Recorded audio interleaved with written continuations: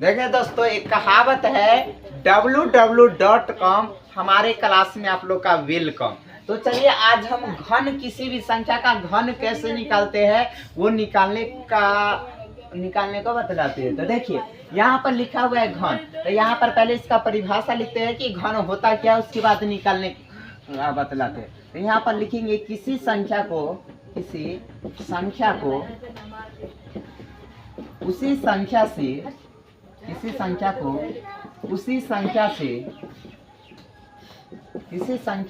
संख्या से तीन बार गुना करने पर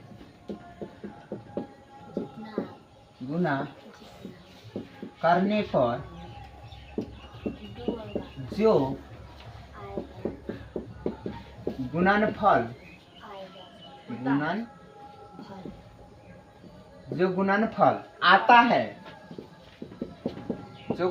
आता है उसे उस संख्या का घन कहते हैं।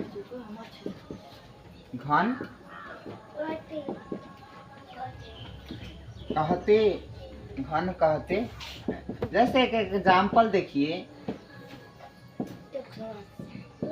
जैसे एक एग्जाम्पल ले लेते, एक का घन निकालना होगा तो क्या करेंगे, 1 के पावर 3 लिखेंगे, ठीक है। और यहाँ पर एक को 1 से 3 बार गुना करेंगे। कितना बार? 3 बार। 1 गुना 1 गुना 1, 1 को 1 से गुना करते थे, एक का फिर 1 को 1 से गुना करेंगे तो कितना? 1। इसी तरह 2 का घन निकालना होगा तो 2 के पावर 3 लिखेंगे। तो यहाँ पर कथी लिखेंगे, 2 गुना 2 बराबर कितना आ जाएगा? 2 को 2 से गुना करते हैं तो 4, 4 को 2 से गुना करते हैं 8, ठीक है।